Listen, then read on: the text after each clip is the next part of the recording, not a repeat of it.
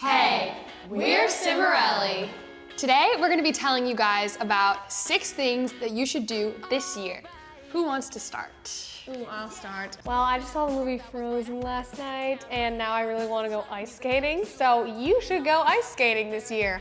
Also, I took figure skating lessons. Wait, how old was I? 8, 9? I took figure skating lessons when I was little, and it was just so fun. And it brought back the memories.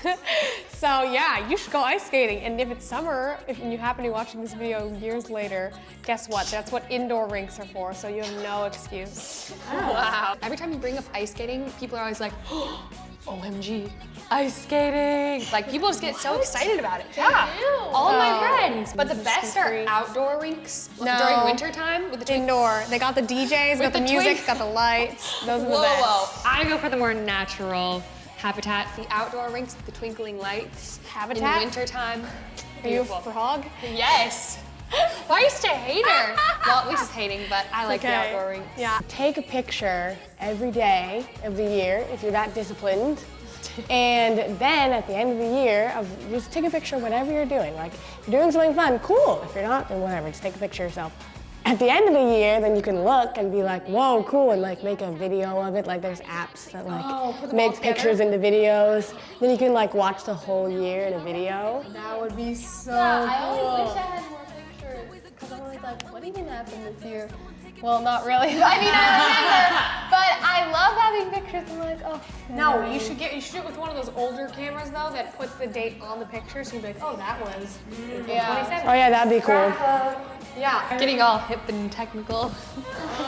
Okay. You are so Okay. My idea for something that you should do this year is learn how to cook if you don't know, because it's really annoying if you don't know how to cook because you're hungry and you're like, okay, I can eat an apple, woo. That's what I do. But if you know how to cook, then you're like, yes, I have this cool meal that I made myself. And then people will be like, whoa, you can cook, I'm impressed. And then you impress people and you're happy. Hey, here's the problem. I just figured this out the other day. I was like, you know what? I'm gonna cook something. I really want to cook. I'm hungry. I just want to cook something. And I was like, oh my gosh, if I cook, I have to wash the dishes. So I'm just gonna stick to the apple. Okay, well, not everyone's that lazy. Yeah. It's not that bad. I made that my thing like a year ago. I was like, okay, I have to learn how to cook because I was 22 that year, and I was thinking, if you're 22, you have to be able to cook. It was kind of hard at first, but it's really not that bad, so you really should try it. It's not that, okay, all you have to do is read the recipe and follow. It's not even hard. Okay, actually, following directions is a little bit hard for me because I always like to improvise, which is not a good idea. But when you get to be on a certain level of cooking, not bragging. You do not improvise in all your recipes. No, yes I do. No, for like cookies. I totally do. No. What I'm cooking. saying is cooking for yourself is awesome because you can make it exactly how If you you want. make You're it like, wrong, you're the only one who dies. Yeah, improvising with spices is a pretty easy and good thing. Don't improvise with the, like flour amount. sometimes mistakes can work with cooking. You never know. Oh, you mean like when the guy sat on the iron and he made waffles? He didn't sit on the iron, Lisa. He sat on the pancake. Pancakes. I think that this year you should start saying yes to more things unless they're dangerous.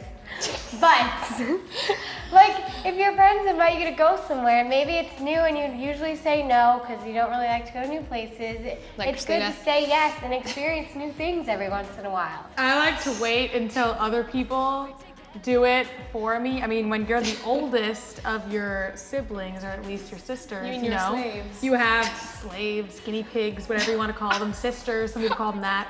They can do stuff first and see how it goes. So I would just go and just wait. But I think it's a good idea if I, instead of just saying no, I actually do start saying yes to things instead of letting my slaves, sisters go first. I think I've definitely missed out on stuff by just being like, no, I don't want to, too scary, but I'm not gonna do that anymore. I'll start saying yes. My birthday week, right before I turned 19, we will never be 18 again. And I said yes to like everything for a week. So I was like, hey Lisa, will you run the car over the hill? week? And I was, no, for a week straight, I just said yes to everything. I was like, sure.